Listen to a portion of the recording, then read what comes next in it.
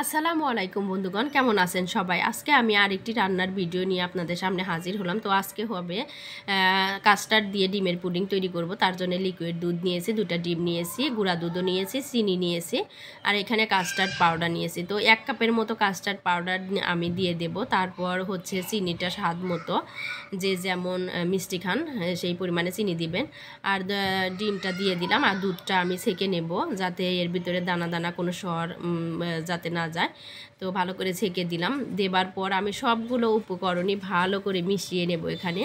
তো সবগুলো উপকরণ যখন ভালো করে মিশানো হয়ে যাবে তখন আমি এটাকে আবার ছাঁকনির সাহায্যে ছেঁকে নেব, পাতিলে ছেঁকে দেব যাতে এখানে দানা দানা কোনো কিছু না থাকে। তারপর চুলাতে আমি একদম লো আছে এটা নেড়ে চেড়ে রান্না করব। রান্না করার পর গরম গরম তাই আমি বাটিতে কিন্তু ঢেলে নিয়েছি। নিয়ে দেখতে কিন্তু এরকম হয়েছে। যখন আমি ডিপে ফ্রিজে রেখে দিয়েছিলাম তো বের করার পর দেখতে এরকম হয়েছে।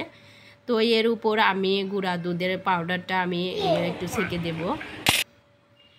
মানে দেখতেও যেরকম ভালো লাগছে, খেতেও কিন্তু অসাধারণ, অনেক মজা। এর আগে আমি আমের পুডিং করে দেখিয়েছিলাম, তো আজকে হচ্ছে কাস্টার্ড দিয়ে ডিমের পুডিং করে দেখালাম।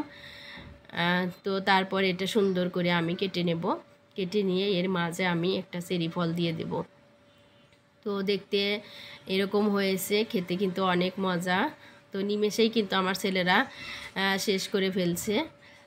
তো ওদেরকে আমি খাইয়ে দিলাম। অনেক অনেক মজা। তো আজকের ভিডিওটি এ পর্যন্তই। ভালো থাকবেন সবাই। আল্লাহ হাফেজ।